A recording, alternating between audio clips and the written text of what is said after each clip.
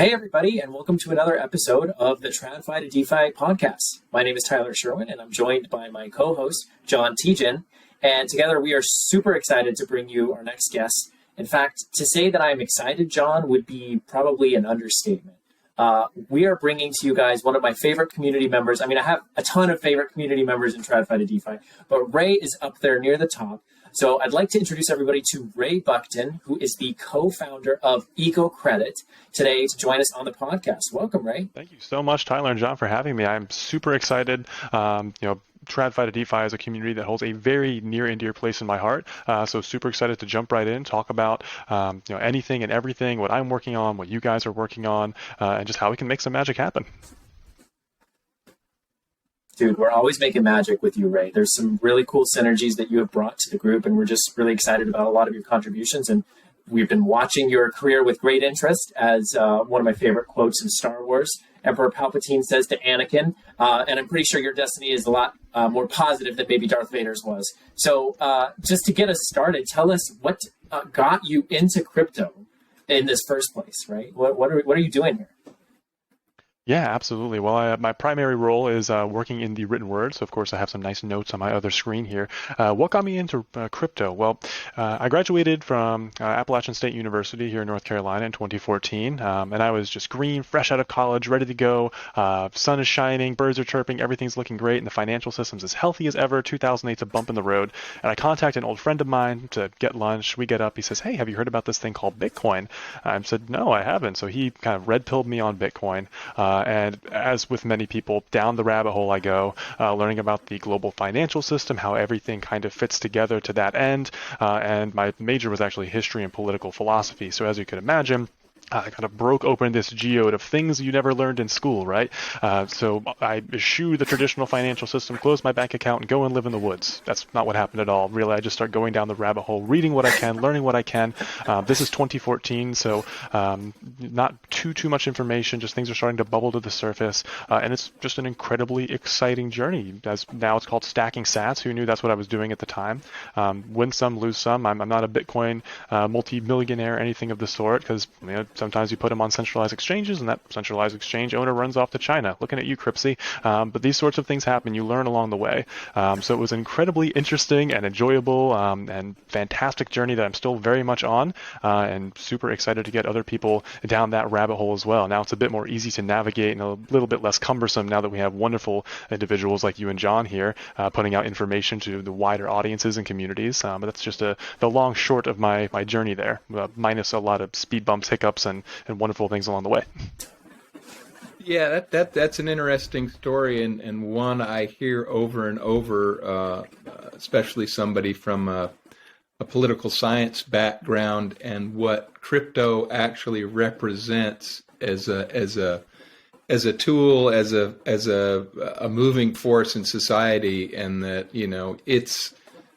I think you can go one of two ways on that. It's like no or yes, and if you go yes, you're down the rabbit hole, and if you say no, you're just kind of sticking your head in the sand and just hoping things just go on as they have, I guess. But yeah, it's really a similar background that I had as far as that light bulb moment going off and going, maybe there is a way out of this mess. Mm-hmm. Yeah, was there something about that drew you to crypto? Was that kind of what got you into it in the first place? From my perspective, absolutely. The idea of, hey, state agnostic money just was a mind explosion for me, because we have the idea of the separation of church and state here in the Western world, which has led to the flourishing of the Enlightenment and the unfettered expression of scientific endeavors, and allowing individuals to freely research empirically what is valid and what is not. And I'm a firm believer that, and this is again, if you ever need a bedtime story, give me a call, I'll put you to sleep. Student history here, so plenty of those nice boring stories. But I'm a believer that over the long arc of history, the next huge evolution in how humans configure themselves is the separation of state and economy. The idea to have state-agnostic money that doesn't necessarily care about race, religion, creed, geography, anything that you want to attach to it. So it absolutely fascinated me, and so I wasn't so much sucked down the rabbit hole as I just Bugs Bunny, jumped down, zoop right down, willing, full force. I think that's a lot of what drew me to it as well, because I was a finance major and I was drawn to these ideas of like, wait, the Fed has how much power? And wait, who elected them? And then you just start asking these basic sort of questions, and it's very easy to get down that sort of a rabbit hole. And I think that's a lot of what we believe in. And fundamentally at TradFi to DeFi is we're actually trying to help people kind of make sense of what these systems can enable. And I really do believe in the potential of what this technology can help people do. I thought you said that very well, state agnostic money. So tell us then, so you've got this journey, you got started on crypto, you went down this rabbit hole. What brought you along your journey to what you're doing today? Yeah, absolutely. So, just learning about Bitcoin doesn't automatically mean that you're a pariah for the traditional system. TradFi to DeFi. There are plenty of people in traditional finance looking to get into DeFi, and many people who are in DeFi who still hold beliefs that, well, traditional finance is here to stay, and we are just a nice flavor on top of that to help to move things along. So what brought me down this journey is I actually started working in the traditional financial system, first as a just bank teller, and then eventually as a branch level auditor, where I would go and I would audit things, and it was a bit like watching paint dry, only if you could imagine if that's a little bit more boring even. And so I decided, I've accrued all this knowledge, and in all my free time, I'm just soaking up as much information as I can as it pertains to blockchain systems, just any kind of distributed systems, what's evolving in the culture here on the ground, etc. And I just provided immense value wherever I could. This is a bit before DAOs entered the mainstream. Of course, first big DAO 2015, you had the DAO hack, so kind of left a bad taste in everyone's mouth. But my actual start into working full-time in crypto was jumping onto Fiverr, a freelancing platform, and just saying, hey, I'm a fine writer. History teaches you to write. I'm just going to start creating white papers, pitch decks, documentation, etc. for people, and provide extraordinary value as much as I can for an incredibly fair price and see where it leads. And, oh man, along that journey, I met amazing people who recognize that, hey, this guy has a knack for this kind of thing, and maybe he's underselling, maybe he can be of use in other aspects of a project, or maybe they can introduce me to some folk, and just by kind of fitting into there, that really mushroomed out into a full-time career working in crypto, and now as a co-founder, helping to found something that is actually facilitating huge social good that's predicated on the technology itself, which is something I'm personally incredibly proud of. That's great to hear that, Ray, and your journey and your story is one we like to tell folks, and we've mentioned a number of times in our podcasts about how to get started, how to get involved in the communities, and the way we suggest is exactly what you did. Start writing, expressing yourself in written form. Put it out there for the world to read, and amazing people will pick it up, and you'll make connections and network that way. So you're kind of proof in the pudding there. So I appreciate you relaying that to our folks out there. Absolutely, my pleasure. 100% real, raw, and in the flesh. Well, I guess digital flesh, but nevertheless, I'm here. So if anyone has read any of our content on our Medium, Ray has ghostwritten, and many times I have forced him to take credit for, and credited him for much of the writing that is on our page. A lot of the content that we do produce, just from the moment I met you, Ray, I caught on to the fact that your writing was absolutely excellent. So it's no doubt connected to what you do today as well. So we've talked about kind of what brought you to what you're doing today. So tell us, what is EcoCredit? What are you up to? What problems are you solving? And tell us about that. Yeah, absolutely. So we are at EcoCredit a first-of-its-kind tokenized carbon credit. I like to call it an engine. Essentially what we do is we do three things. We warehouse carbon credits. We then tokenize them. And 2 and 3 are a bit interrelated. We tokenize, and then in that same breath, we standardize. So currently, the carbon credit market, and this is the voluntary carbon credit market, which is different than the government carbon credit market. I should say as a caveat, the government-regulated carbon credit market is just that. It's very heavily regulated. Entities like Tesla, ExxonMobil, etc., they participate in this market largely because they have to. It's a regulated market. We are focusing on the voluntary market, which is for individuals like us, should we decide to reduce our carbon footprint, we can go onto this market and purchase these carbon credits in various tonnage and support various projects that ultimately help to reduce our carbon footprint. But currently this market is very small. It is a paltry $1 billion in annual volume, which sounds on an individual basis absolutely huge. Who wouldn't like to have $1 billion in their bank account? But that is the equivalent of 12, 13 cents per person per year that is actually going towards patronizing these sustainable projects using this eloquent financialized mechanism. So it's really kind of a beautiful flame that's hidden under a bushel basket that can really help to solve, in many ways, our fight against climate change. Since when we emit 1 ton of carbon, maybe there's another project on the other side of the world that's pulling 1 ton of carbon out of the air. So while it is a bit of apples to oranges to a degree to say, hey, 1 ton's coming out of the ground in North America, but 1 ton is being pulled down into the, out of the atmosphere somewhere in, let's say, Costa Rica, it generally balances out. It may not be a perfect equation, but it's better than doing nothing, essentially. So our software, what we do is we make it easy for individuals to work on sustainability and make it easy for businesses, individuals, and developers, all three of these categories, to plug in and build sustainable applications, extend carbon offsets to their clientele with no warehousing costs and no cost to the businesses whatsoever. In fact, in many cases, we can make it profitable for business owners and for individuals, should they so desire. To not to have to grapple with esoteric vintages and dates and qualities of various carbon credits, not have to grapple with finding an exclusive broker who may or may not be reputable, not have to worry about the validity of these carbon credits because the voluntary carbon credit market is currently largely unregulated. I liken the market to Bitcoin 2011, 2012. A lot of pitfalls, a lot of confusion, esoteric. Most people, even if you explain it to them, they maybe have a hard time understanding how, or more importantly, why.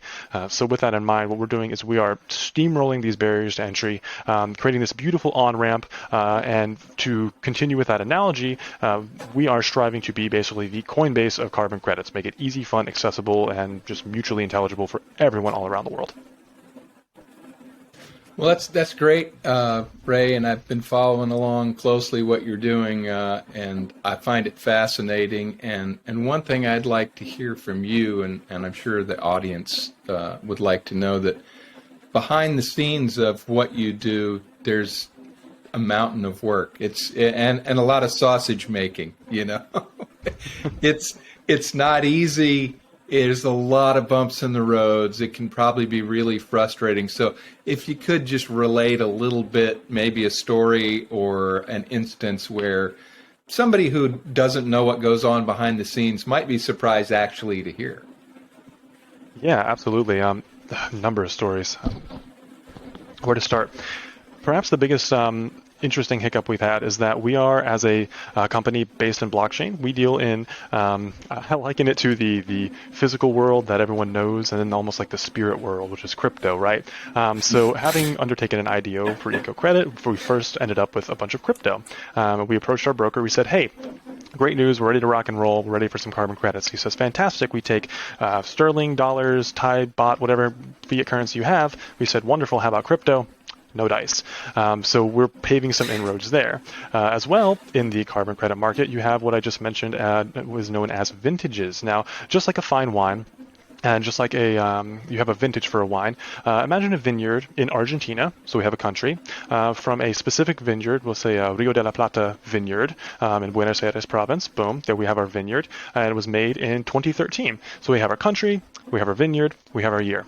Exact same way we have carbon credits. We have the country of origin, say Argentina. We have the project, let's call it a biogas project. And we have the year, 2017 is the year it got started. So just as an individual who goes to a store, let's say, you're going to a friend's house, you want to bring a bottle of wine, you're having a nice dinner, not too many of us. Now, some of us, wine enthusiasts, no disrespect whatsoever, but I do not sit there and meticulously shop the wine aisle and think, okay, we are having a steak, but is it a filet mignon or is it a ribeye? And specifically, what are the side dishes? Because I need to really accentuate and find the perfect wine to pair with this dish.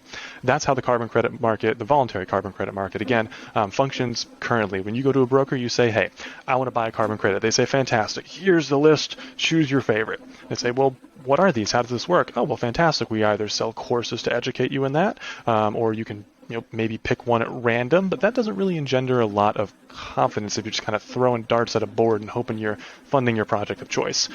So with that in mind, that's been one of the biggest challenges is kind of perfect analogy, John, sausage making. We're taking these vintages and we're just basically, just as you make a fine blended scotch, by blending many different vintages of scotch, we are blending down these vintages of carbon credits, but only the highest quality. We're not taking, to use the wine example, a crappy vinegar wine that nobody wants to drink and pouring that with a fine Dom Perignon and just making a nice blend. We only take the highest quality. So this allows individuals to come in, purchase 1 ton of carbon, just 1 ton of carbon writ large from EcoCredit, and have the confidence that this is the highest quality carbon credit. It's funding either one or a myriad of various projects. And if the individual so chooses, they can actually select specifically a minted NFT, which we have on the back end, and say, hey, I want to buy this NFT, which contains this particular vintage and this particular project from this particular country. So we allow individuals to choose a la carte, should they so choose, or we just serve them at the highest quality. But those have been two of the biggest challenges, is the sausage making of stirring these vintages together of high quality, and the idea that we're living in the fascinating future of blockchain and crypto, but this industry is so young it hasn't quite caught up yet. But we're getting them to come around slowly but surely. So Ray, that's really interesting, and I'd love to ask you 2 follow-up questions to that, because this space is very undeveloped, it sounds like, from what you've described. And I'd be curious, first of all, why is sustainability important to you? And why is crypto the vehicle to deliver that with EcoCredit? What is that sort of combination that you saw that was missing in the market that you thought, I can do this, and I'm willing to do all that sausage making? That sounds like a lot of a headache. Yeah, absolutely. Fantastic question. I actually told our CEO recently, I was joking with him, we were talking about some of the environmental fanatics out there. Not all the way down the spectrum as to where, the Greenpeace bombings or anything that crazy, but some folks let's say Greta Thunberg, right? She's very hardline with her ecological stance. I have nothing but respect for her. She's right on many, many accounts. But with that in mind, the more voracious you are with your messaging, the more intense you are with your messaging, many times people are kind of off-put by that. For example, individuals who convey the idea that, hey, over a nice dinner, we can talk about, if you're interested, the idea of sound money, and maybe slip some red pills about Bitcoin into there, versus the guy standing on the street with a big sign that says, the end is nigh, we're all going to die, get Bitcoin, it's all over. Which one are you more likely to believe? So I actually joke with Yeah, John, you wouldn't be standing on the side of the corner doing that, I don't think. No, I'll stay on the farm and take care of my animals and collect my Bitcoin. There you go. Yeah. We'll have to link up after the call and get some carbon credits issued for you, John, because we'll make sure those animals are nice and sustainable. But with that in mind, I'm a bit of a sleeper zealot when it comes to environmentalism. I'm a firm believer that even anthropogenic, non-anthropogenic, whatever you want to say about global warming and climate change, it is something that's happening. And perhaps more importantly, these carbon credits can also go towards patronizing sustainability projects that focus on ecology specifically, so rehabilitation of wetlands, saving endangered species, etc. And helping endangered species largely as a byproduct of rehabilitating global ecology. So there's fantastic synergies there. So that's really what got me into the industry and then helped me to identify that, hey, this is an issue that I believe near and dear to my heart and I can solve for certain.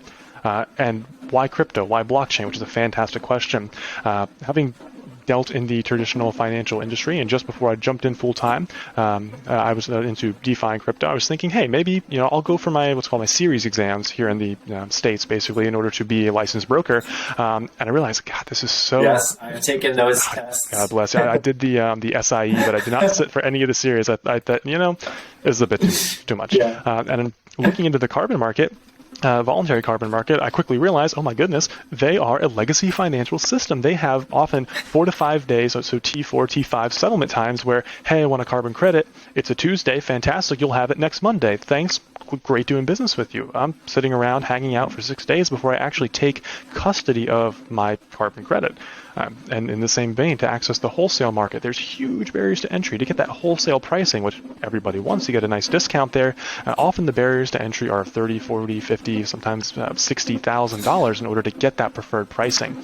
So it's very inefficient. So we quickly realized that by serving as that warehousing layer and utilizing blockchain technology for instantaneous settlement, we could let anyone, anywhere, at any time, purchase any quantity of voluntary carbon credits immediately without any of this hassle of going through a traditional broker. First, you got to identify one, and then going through this long settlement time.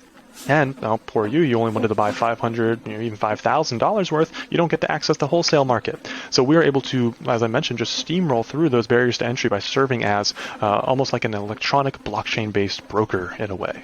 So really exciting there. Explanation so good that it actually blew up John's internet. That's how good it was. Yeah, and he's back. Welcome back. Perfect timing.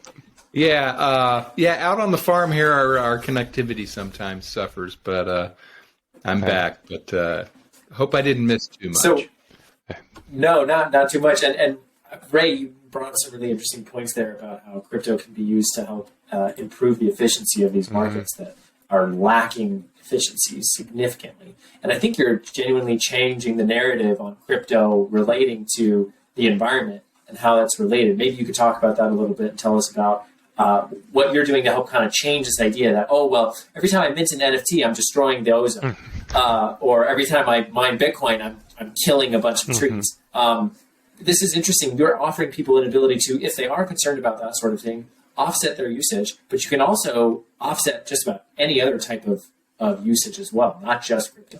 Absolutely. If you're worried about I have a notepad here. This notepad maybe cost a fraction of a penny. I can connect to EcoCredit and just voluntarily offset if I so desire. But to that end, it's very interesting you bring that up, Tyler. Excuse me. Because the idea of EcoCredit actually originally started as, what if we had this thing where we could make Bitcoin green? And we went through so many iterations of the project, and how do we offset the carbon footprint of Bitcoin? Because my business partner and I, we had this idea, and we were like, let's make this happen. Let's see how this might work. We went through many iterations of specifically focusing on Bitcoin. And not 2 weeks after this happened, the man himself, Elon Musk, in whatever state he was in, maybe sitting on the toilet somewhere, said, "Man, Bitcoin sure does pollute a lot."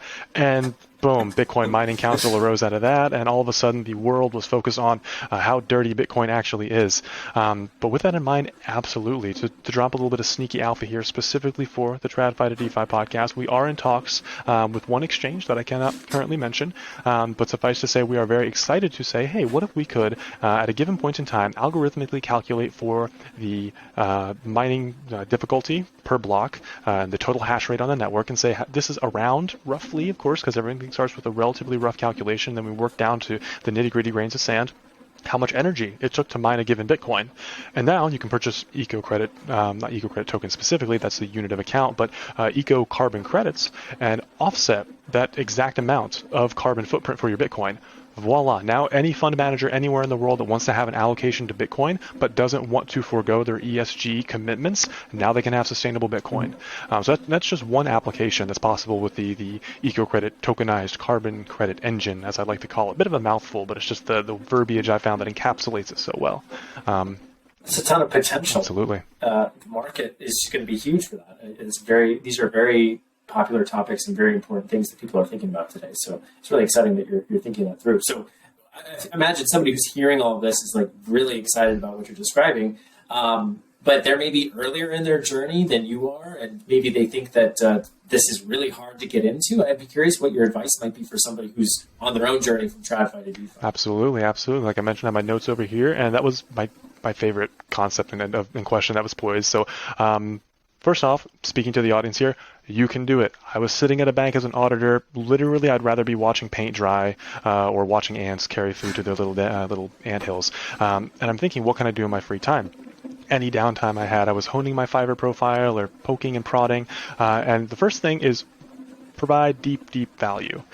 You may think your skills are all that, and they very well may be. I mean, I like to think I'm a pretty good writer. I'm not the best writer in the world. Plenty of things I can improve upon.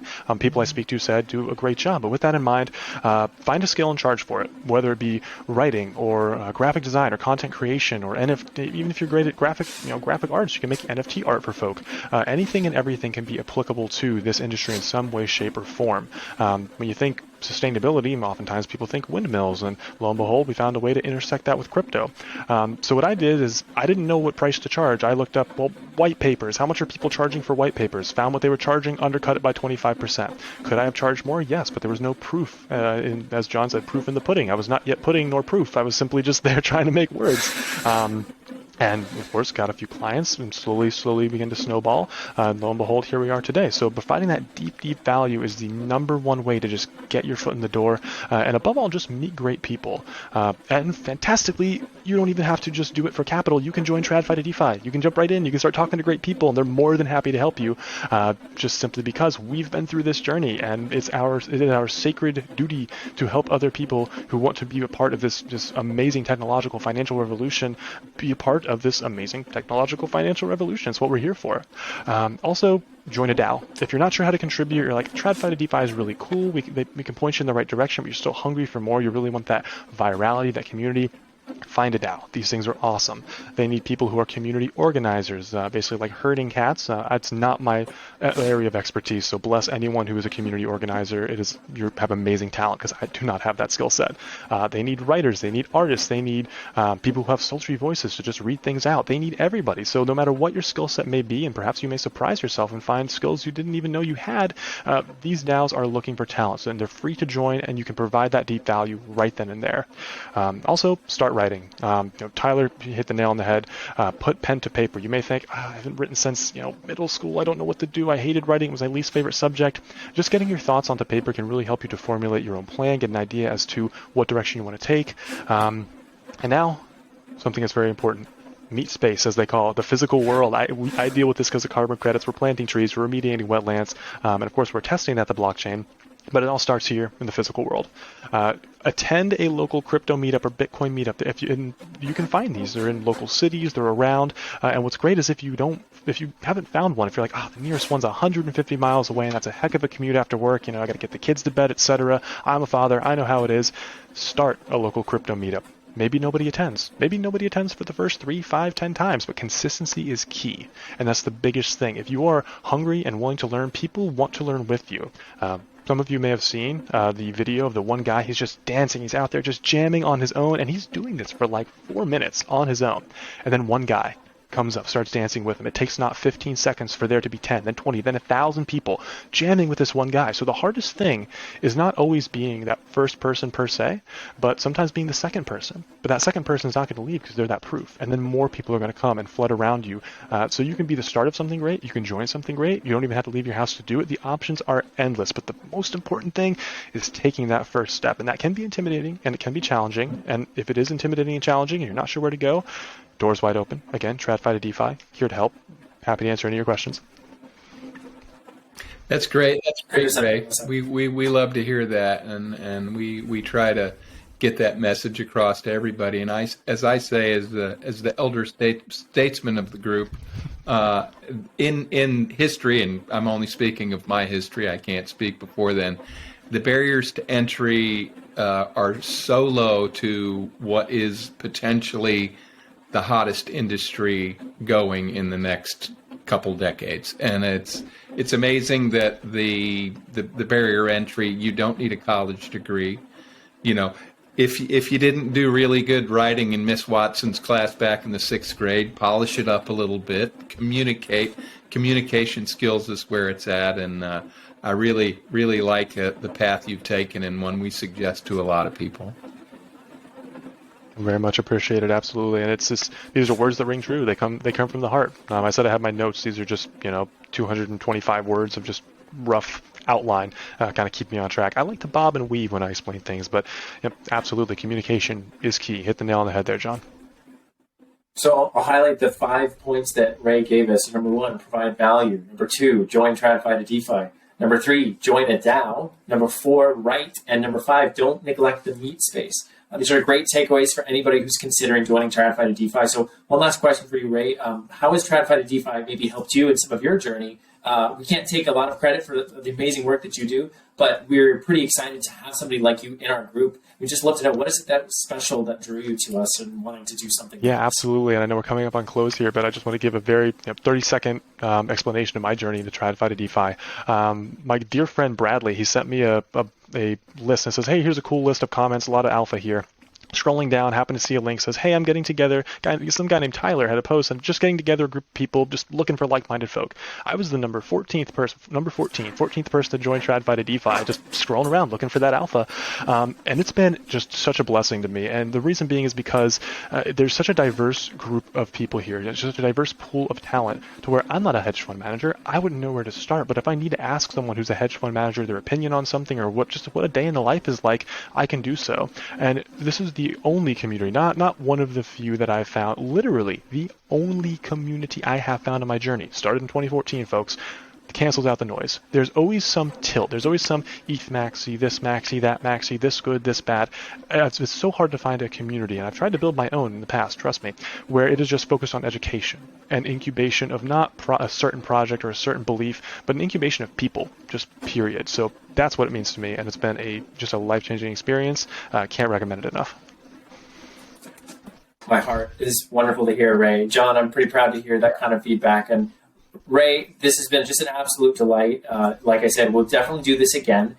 Last thing we can leave with our audience, where can people find you and learn more about what you're doing and get in touch? Yeah, absolutely. Of course, you can find me on Discord, TradFi to DeFi, but you can find me ecocredit.io, ecolands.io. You can, of course, follow all of those on Twitter and Telegram. You can find me on LinkedIn, Ray Buckton, Twitter, Ray Buckton. That's my name, normally what I use, of course. But yeah, I'll put the links somewhere, maybe, but of course for EcoCredit. We'll put them in the description. You can find me there. So yeah. Anything I can do to help you, listeners, please do not hesitate to reach out. Awesome. Ray, always a pleasure. We love talking with you. Thanks so much for your time today. Thank you, everybody, for listening to the TradFi to DeFi podcast, and we will catch you on the next one. Thanks for having me. Adios.